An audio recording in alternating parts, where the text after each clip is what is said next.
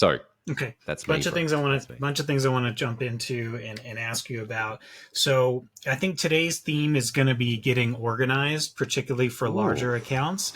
So we yeah. have touched on in the past. I wanted to definitely focus on how we approach that from your perspective, where you have a team, and then for me, for you freelancers out there, how I approach it as a freelancer without a team, or at least not like a huge team that I don't just offload a couple of things Yeah. to sporadically. So I think that's going to be the theme for today's episode. I think that'll be helpful Mate, for this people. is It's going to be very top of sick mind. because Yeah, I want we to got a actually lot of learn things. off you. Like, as people, I just want to let people know I deeply respect and look up to Cory. So anytime we're doing this podcast, it's me learning here. I'm not a presenter. I'm a student here. So, mate, this is an awesome topic. I'm Yeah. really excited. Okay, good. So I'm really curious from your perspective. You know, you've got these employees. You guys are onboarding these big clients.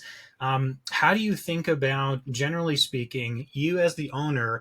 Are you trying to move away from doing the management yourself and being hands on with the data? How do you contend with the challenge that you're an analytical person? You're used to like being hands on with the data and Yeah. being really analytical versus letting your staff do that. Where are you with that, and what are some of the challenges? Mate, awesome question. And it's interesting because I was reflecting on this. I've been reflecting on this during the week, actually, over the last few weeks. And it tends to be most people, when they're not experienced in this area, they think very binary. It's either like you're either doing all the work or most of the work, or you're kind of just like throwing it away to someone else. And my approach is neither of that. I've got this new approach. It's like an 80-20 principle, but I call it 10-80-10. And the first 10% is me, the leader or the strategist, doing the strategy. The first 10%, setting the clear direction. The next 80% is delegating it or outsourcing it to someone else. Not outsourcing, but delegating. Yeah. Now, that delegation for some clients is still me, but it could be someone else. And then the last 10% is quality checking. So that would come back to me or the senior person. Now, the reason why I like this approach is it allows a dynamic, flexible approach where, as like the leader, you're not going, if someone asks you a question, you're like, dude, this is what I'm paying you for, or like taking Yeah. too much on yourself. And one thing I've also noticed is this approach also is why most strategists who are not ads people tend to mess up is like they do the first 10% of like telling the client all the strategy, then they get some offshore person to do the execution, but that last 10% of quality checking, if you don't have the direct experience, you don't know what's good or bad. Right. So that's why I can either do the accounts myself for some clients, but also at the time I can give it to my team, because I might, for a client that I might have needed to do 100% of the work a few years ago, I can only do 20%, which is strategy and direction and data, and then just like quality checking. So Okay. did that kind of answer the So question of like how I balance it? yeah, and how do you contend with the emotional side of it, right? The inherent feeling of like, man, I still want to control things. I want to do it exactly the way that I know how to do it over the last decade, but also I need to give them autonomy. How do you contend with that? I don't. I've got a team I trust.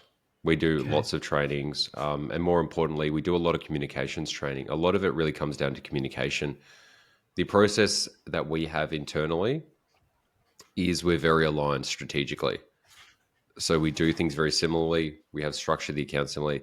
There's no, I think that's like good question, because like, dude, I worked at agencies where that would be like, yeah, how do I deal with that?